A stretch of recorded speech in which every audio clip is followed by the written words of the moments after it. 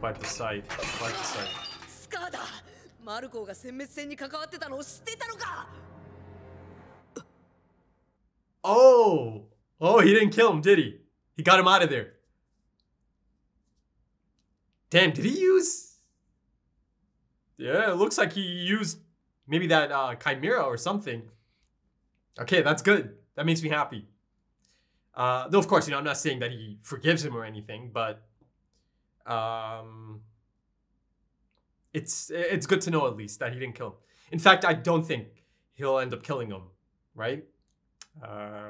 This was it. If he was going to kill him, this would have been it. 大総統補佐って人質みたいなもんだろ。大丈夫かよ。She'll be fine. 前向きに考えるなら、好きあらば大総統の寝首をかけるってことよね。ほかね。イシュバールのこと教えてくれてありがとう。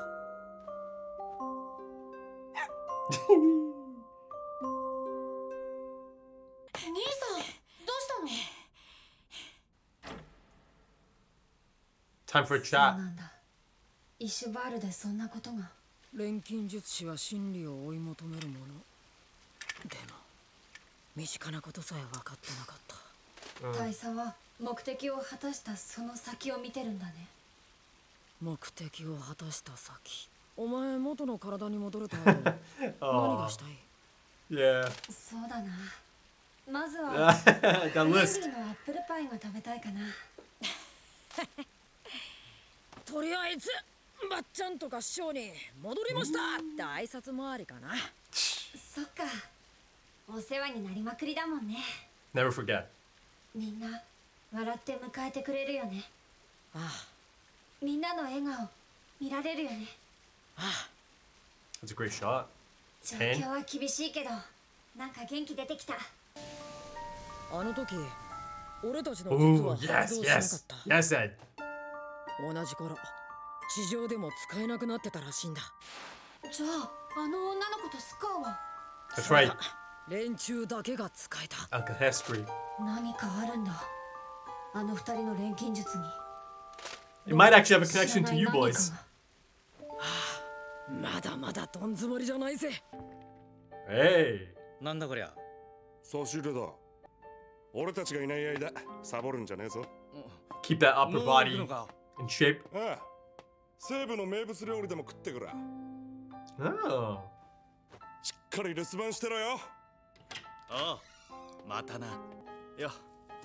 ファルマン准尉。Almond. まだ出発してなかったんですか？大佐に借り物を返しに来たんだよ。ああ、短いセントラル勤めだったな。総長は南方司令部だっけ？ええ、正反対ですね。北方司令部って寒いんだろう。Northern Command. はい。またお会いしましょう。This presents a unique opportunity as well, though. 忘れ物を取りに来ました。そうか。スカーがまだうろついてるらしいです。それは気をつけなくてはいかんな。腕のいい護衛がいなくなることだし。つく人を間違えたかもしれませんね。間違えたと思ったら撃ち殺せ。あの日の約束だ。まだ許容範囲です。注意は優しいな。仕事サボらないでくださいね。ああ。Oh, look at this. Left by himself. ポーンも。いや、趣味が高じてと言いますか。ビショップも。はっ、光栄であります。ルークも。And? ナイトも。頭悪いから士官学校じゃ苦労しました。そして。And my queen. お望みとあり、地獄まで。クイーンも取られた。Oh, yes. が、チェックメイトには。ああ、白黒猫の情報なし。Cat. もうセントラルにはいないのかな。 They're good at hiding. 鋼の。Get in? 大佐。そうだ。借りといえば。金を返 How して much も was ま覚えてやがったか。いくらだっけ？500センツ。520センツ Ah, okay. だ。ごまかすな。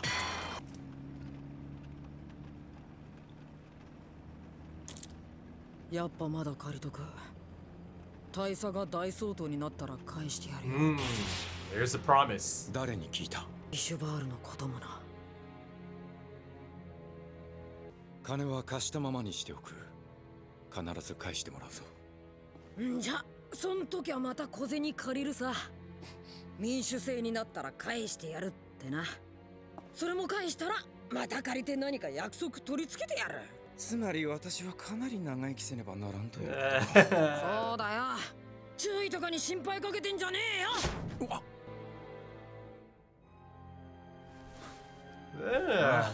またな。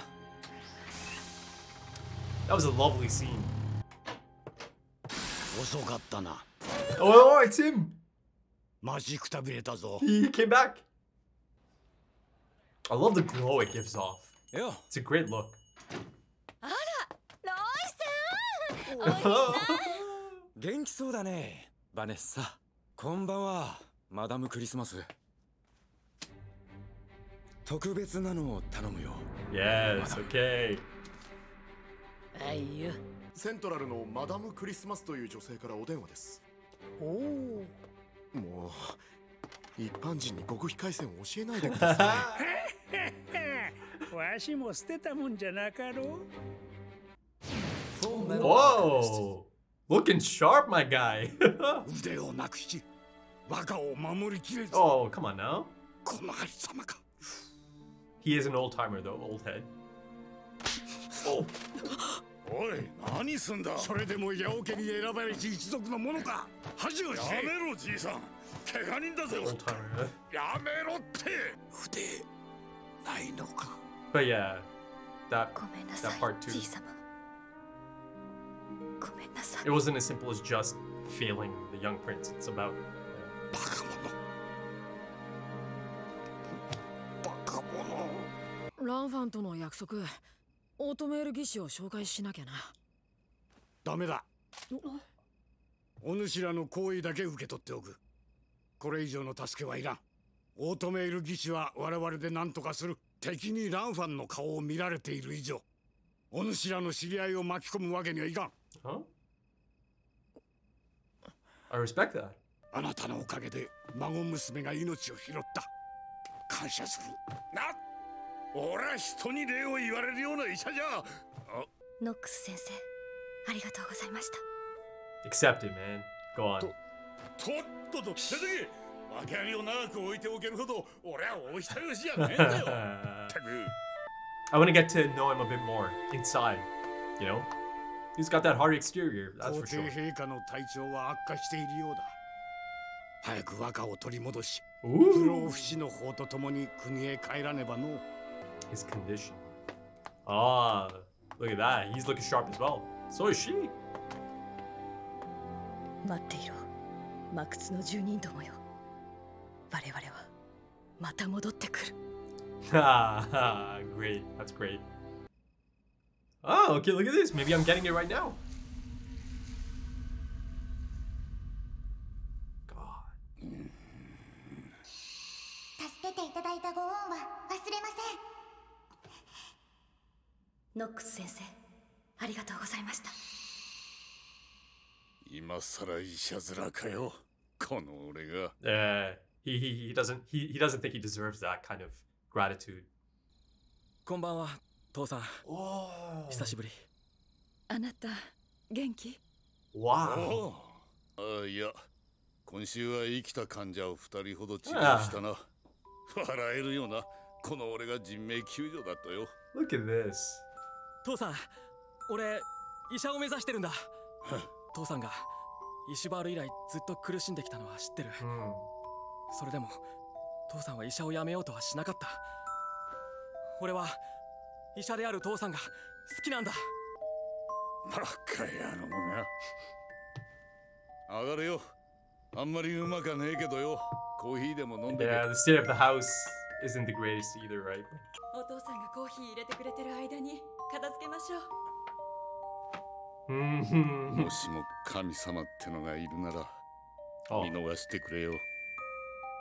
こんな俺でもよ、家族とコーヒー飲むぐらいの幸せは願っていいよな。 Wow. Yeah, I have goosebumps from that.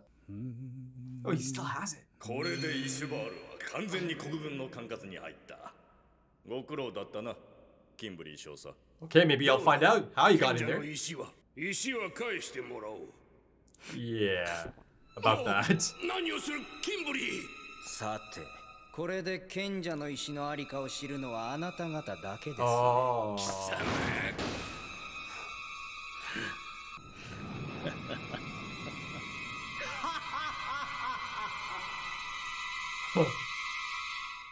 That's a great shot, man. やろう、キンブリー。釈放だ。上からの命令です。Ah, I just saw that suit, didn't I? 大体なんで士官5人殺して死刑になってないんだよ、お前。どんな手使った？いいえ、何も。人格じゃないですか。No, he's been kept alive. They have plans for him. Or they've always had plans for him. Wow. Oh, wow. Kimberly out in the open. 長い間お世話になりました。 The left hand? Oh, wow. さてと。久しぶりだね。Ah. 出所おめでとう。ドクターマルコを覚えてるかい？ Oh my god, they're gonna get him to hunt him down? 研究者ですね。よく覚えています。 Oh wow, that sets it up nicely. Scar, Kimberly. かもしれない。番犬代わりに置いといたキメラが一頭いなくなっていた。マルコは生体錬成に秀でた錬金術師だ。There you go. 身代わりかもしれない。そして厄介なことに、スカーと呼ばれるイシュバール人と逃げてる可能性。 Oh wow, this sets it up nicely, doesn't it? マルコを捕まえたら見せしめに街を一つ地図から消してやるんだ。Right. いい仕事だろう。Yeah. He'll dig this job. しますね。 That's his style. 久しぶりに使えますね。街一つ消すんならそれじゃ足りないかもよ。I was gonna ask, is it still? Oh, it's one of the balls, the little またイ balls. シュバール人を使って。ドクターマルコーの部下で石の研究をしてたやつらだよ。Yes. なぜ私を逃がした。私は貴様にはまだ聞かねばならんことがある。キンブリーという錬金術師の。Oh, you'll meet him soon enough. 兄が残した研究所に俺では理解できん部分があった。 Oh, how about that? 研究所。貴様はやり手の錬金術師。解読できるな。 Oh, look at the scar. You can see the scar on his arm there. おかしい。あの娘、戻ってきましたぜ。スカーさん、ご無事でしたか。賢者の石を作り、イシュバール殲滅に加担した。 Yeah, her ears perked up there. どうやって教えてください。いや、それは。よせ。そんなもの求めるな。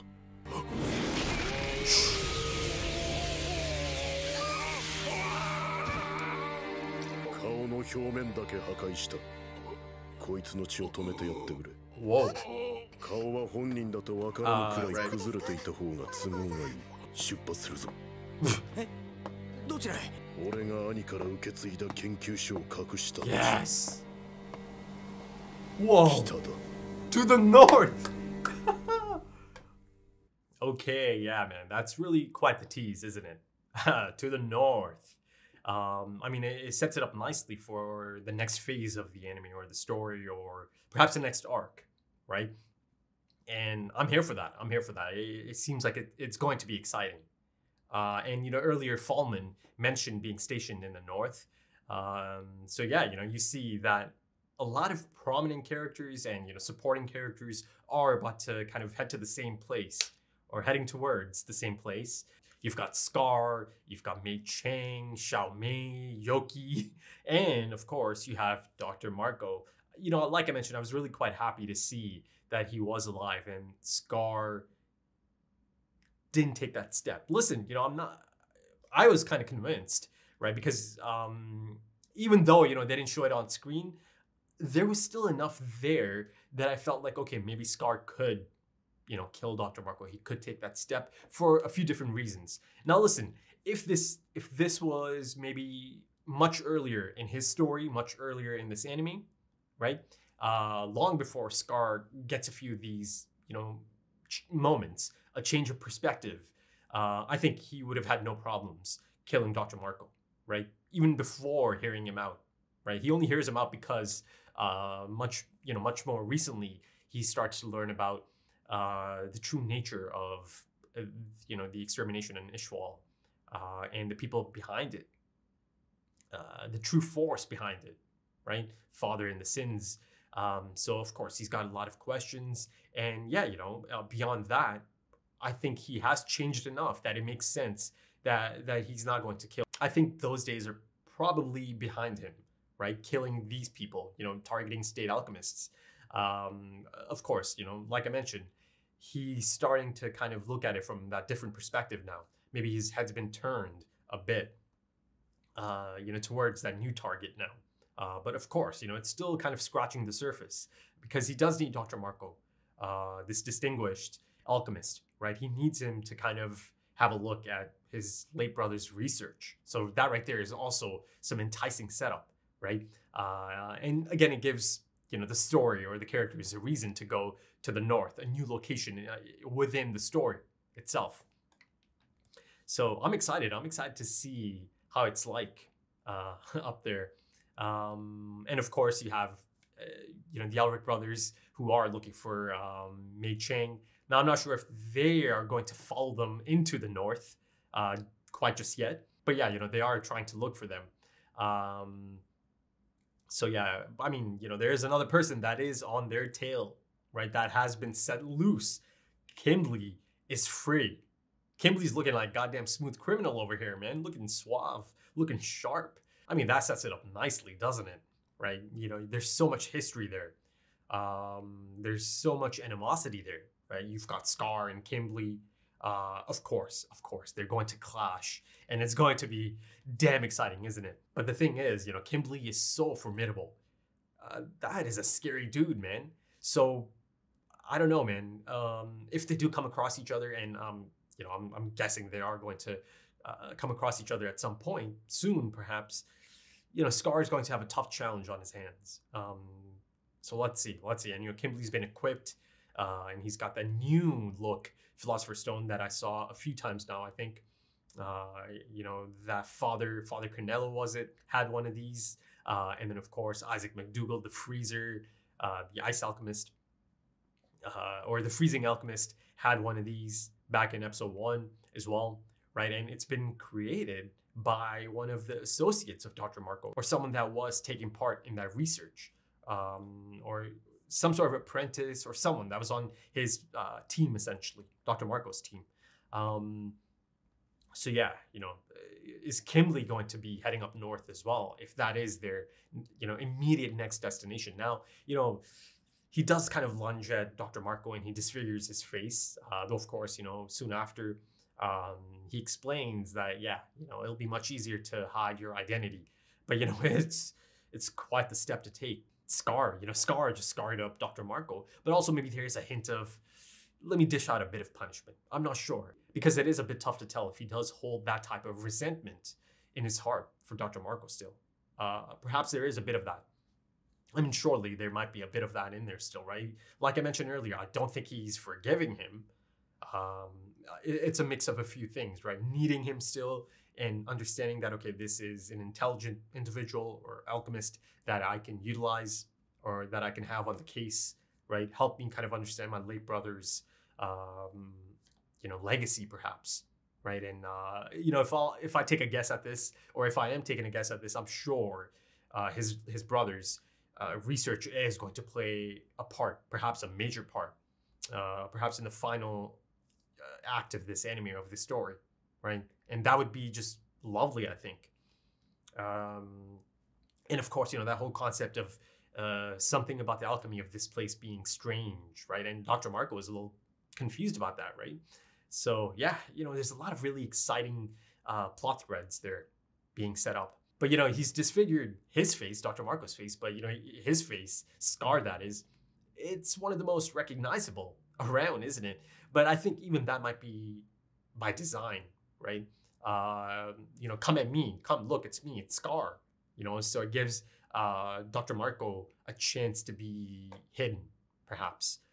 Take the heat, take the light, take the spotlight off of him, right? And you know, Scar's shown a few times now that he can handle the heat, right? Though he's had a few rough calls or tough calls or close calls. God damn it, yeah, he's had a few close calls. But yeah, you know, I kind of alluded to that scene of Mustang Squad saying their goodbyes. I thought that was such a great scene. It was one of the standout scenes of this episode. I mean, there's a few great character moments in this. I mean, I finally get some insight into Dr. Marco. Sorry, not Dr. Marco. I mean, yeah, a bit of that as well, but I meant Dr. Knox. Yeah, finally. And, you know, how great is that?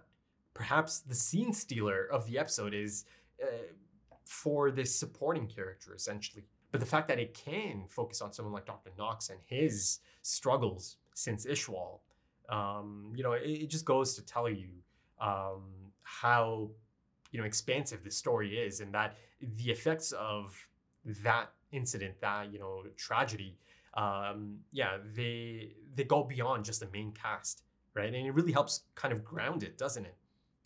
You have people like Dr. Marco and Dr. Knox, some of the standout supporting cast. You know, these are people that have a lot of trauma, PTSD. You know, these are people that have given up hope of ever being happy again, right? Because they think they don't deserve it. Not because you know, they're not trying or anything, but they just believe they don't deserve it. I mean, back around the time Dr. Marco is first introduced, you know, he made it clear, or it was made clear to the audience that, you know, this man thinks nothing he does is ever going to atone for his sins in Ishwal or his part in Ishwal, right? But all he can really do is just kind of, you know, continue helping people, right?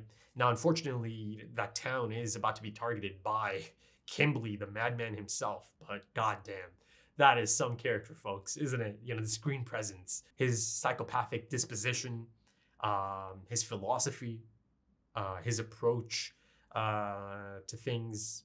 I mean, this is just a fascinating character. I really think so. But yeah, he was told that a part of his job, or this mission that he's on now, that he was set loose for, is to go take out that town, right? They kind of established that some time ago at this point, in an attempt to kind of keep Dr. Marco in line. It's an exciting and scary prospect at the same time to have Kimberly out there now. But I like it. I like it, you know. I got that first introduction in the first episode. Now in episode 31, I really get Kimberly kind of joining the main storyline, right? So it's cool that they have these characters kind of on the sidelines, but you know, in the back of your head, they still have Kimberly. Kimberly is still there. He's still there. And finally, he comes into the spotlight. And I'm sure there's other great characters to come still, right? Almost exactly at the midpoint after the next episode. But going back to Dr. Knox, quite the tragic figure. Quite the tragic figure. And, you know, that moment, that one moment of peace and happiness, you see just how much he struggles to kind of almost accept it. You know, can someone like me even ask for this moment of happiness, you know, with my family that has kind of dropped by after a long time from the looks of it, a really long time. You know, his son has grown up quite a bit, and he's noticed that, and he's noticed that his wife is much thinner, and she noticed that he's much thinner as well, and that makes sense, right? You look at the state of the house, you could tell that this is not a man who cares about his health anymore, right? Those things don't matter to him now. I mean, there's a lot of interesting things going on here, right? This is a person who cannot even allow himself to be thanked, right? He cannot accept people's gratitude because he does not believe he's the type of doctor that should be thanked. You know, in his mind, he lost that privilege a long time ago, right? But you see that there are people that are thankful to him. And this is something he's struggling with. And, you know, of course, he's got a really hard exterior and a bombastic front that he puts on. Gets him out of there immediately, gets him out of there quickly. And I'm speaking of the Jing crew, or, you know, the grandfather and L'Enfant. That is another phenomenal scene, because you see as, you know, guardians, or as the guardians for the prince, the protectors of the prince, You see, at first, his duty is to kind of scold the younger Lan Fan, right? I mean, he strikes her, slaps her. And you see that there is different levels to this. At first, it's all about duty. But yeah, once that is done, then he can allow himself to really mourn for his young granddaughter, right? For family. And you see how heartbroken he is to see this, that she's changed, or her life has been changed forever, right? That she's been disfigured, mutilated. But, you know, the thing I respect so much, and, you know, really is such an honorable thing from their perspective to, you know, not accept Ed and Al's offer of having their close friend come in and look after Lan Fan, right? Simply because they do not want, you know, their friend getting mixed up in all of this. Even though she is already kind of mixed up in all of this, you know, through King Bradley, he knows all about her. Still, they don't know this, right? He doesn't know this. He just got back from Jing, meaning, you know, Maria Ross is down in Jing, right? So that's good to know. Or not down, just in Jing at this point. But yeah, I thought that was such a respectful thing on his part, even though it could have been so easy to have this lead, right? And kind of expedite Lan Fan potentially getting this replacement arm. Actually, at first, I even thought maybe he's rejecting it altogether, the notion of getting an automail arm. Though, of course, Lan Fan herself asked Al, right, about automail a few episodes ago. Please, you have to, you know, introduce me to someone who can give me an automail arm. And also, before I move on from Dr. Knox and that fantastic scene, you know, I loved how the coffee mugs that they do highlight a couple of episodes ago, as Al is helping him kind of clean up and kind of go through the clutter and look through things, and they kind of hint at his family in that family photo as well. You know, it feels like those mugs are one of the few things that are kind of left in pristine condition inside that cabinet, right? That they're always there for safekeeping for moments like this, if this rare moment was to happen. And of course, beyond that, you know, he clearly has a familial attachment as well to those mugs, right? Perhaps, you know, in better days, it was a common thing, you know, for their family to have coffee together, or, you know, just kind of sit down, have coffee or tea, and, you know, just talk as a family. So I love that touch there, right? That he finally gets to bring those mugs out. And, you know, it was, you know, it's always really, really impactful to see these types of characters break down, to see them emotional, to see them shed tears. And it always gets me. It does. I mean, it gave me goosebumps. But let me shift the focus to Mustang and that squad, right? Mustang, Hawkeye, Havoc, Fallman, Fury. There's the one guy. Yeah, see, goddammit. There's one guy whose name I cannot quite remember. He was the one who had the goodbye scene with Havoc. And, you know, it was so lovely to see him in good spirits. Havoc, that is. And of course, you know, his buddy there brings him a few dumbbells. You know, don't you start kind of, you know, letting yourself go here, right? At least keep your upper body in check, right? Don't completely fall apart. Hold it down for me. But yeah, you know, those goodbyes, I felt like that was another impactful scene, right? This tight-knit group that has a lot of trust in each other, that was clearly, you know, assembled a long time ago. And of course, you know, handpicked by Mustang himself, because he was able to trust these people. And these are also people that are able to trust Mustang. And yes, you know, they are getting separated and it's sad, but, you know, as one door closes, another door opens. And I firmly believe them being separated and being in different posts all over the country is going to benefit them at some point as well, right? And of course, you know, the chessboard, Fallman kind of sneaks through that message through the king piece.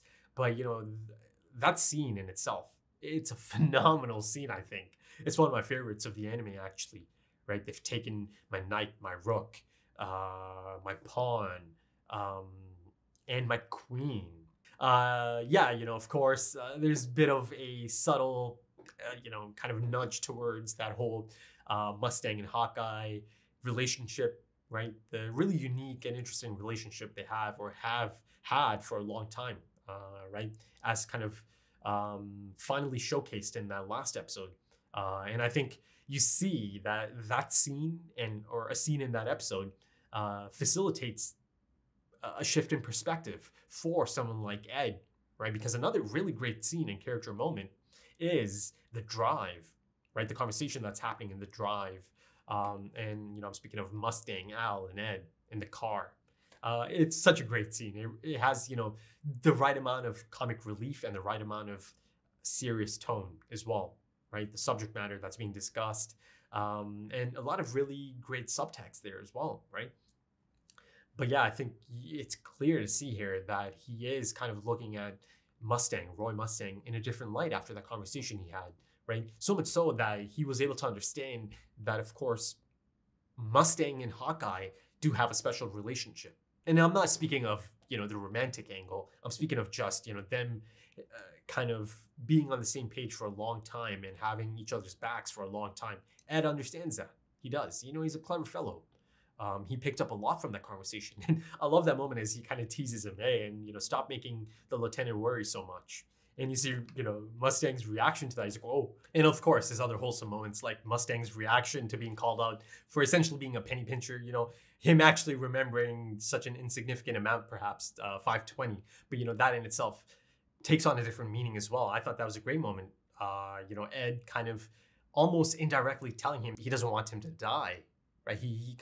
He's certainly supportive of his path to atonement, right? As he hears from Hawkeye, but you could tell even through that scene, his reaction, and now, for him to be able to kind of indirectly kind of say this, but it's there for the audience to pick up on that. No, he doesn't want him to, give up his life ultimately. And there's that playful tone to this that I'll keep asking you for more change and more things that you have to kind of accomplish before I return that, right? And then Mustang's like, that means I have to stick around for a long time. I have to be alive for a long time. I just love that approach here, right? And to see once again that Ed is looking at Roy Mustang in a different light, and it's a mutual thing. There's a lovely moment as Ed has this big smile on his face, and he's saying goodbye, and you see Mustang.